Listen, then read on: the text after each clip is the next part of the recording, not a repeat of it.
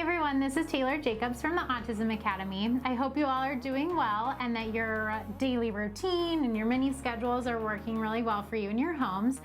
Today I wanted to talk to you a little bit about setting up a structured environment in your home. This will really help with setting work expectations and having just a space where your kids feel comfortable, where you feel comfortable, and that you guys are able to complete some work in peace. So why is it important to set up a structured work area in your home? First of all, it makes things predictable for your students and for your family. If you're setting up a structured work area, students know that this is where I go to complete my work, or students know that if you're also using the work area, that this is where you're going to complete your work. So they need to find a different free time activity or something while you're in that workspace.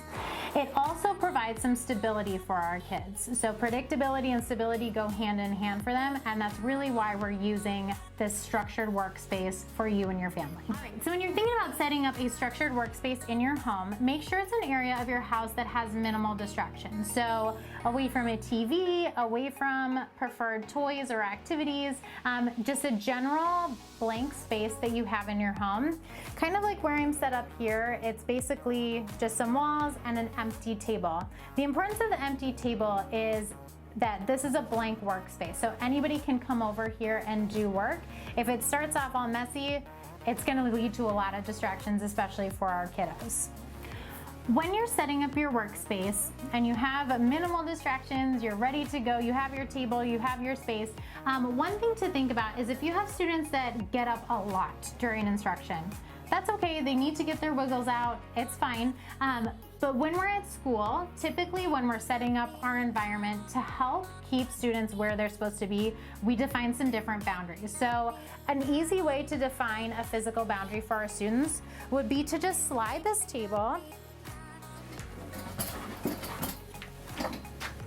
up against the wall, or have a chair here or whatever. And then you can have your students sit here and you sit here.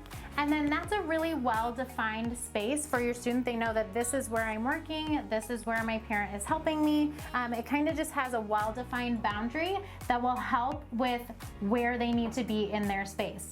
You could also use duct tape or masking tape on the table to kind of map out an area where they're supposed to be and their body's supposed to be in that space.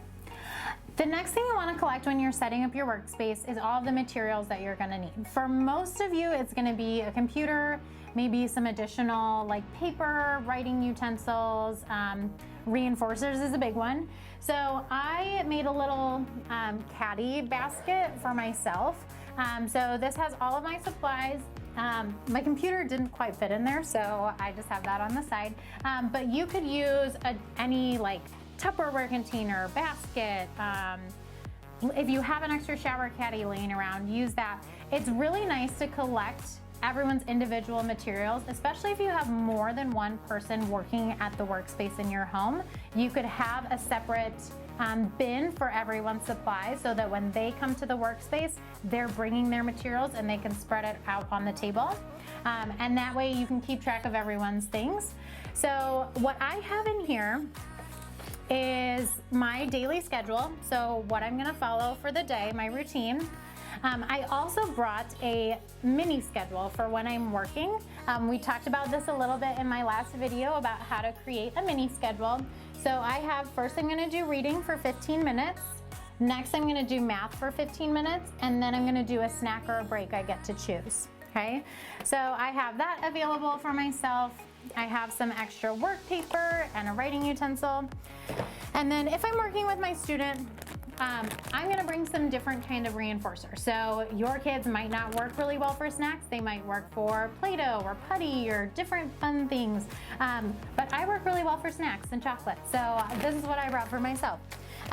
So in my structured work environment, I have my computer, I have any extra materials, I have my routine and schedule, and I have my mini schedule. I would also bring a timer or a phone or some piece, because for reading I have 15 minutes set here. So if I have a timer, I'll know when that's finished and that I can move on to my math activity. I hope this video has helped you figure out a way to set up a structured work environment in your home, and that it's beneficial for you and your family. If you have any questions, please contact me at tjacobs@aaed.org or your child's teacher if you have any questions. Have a great day, guys.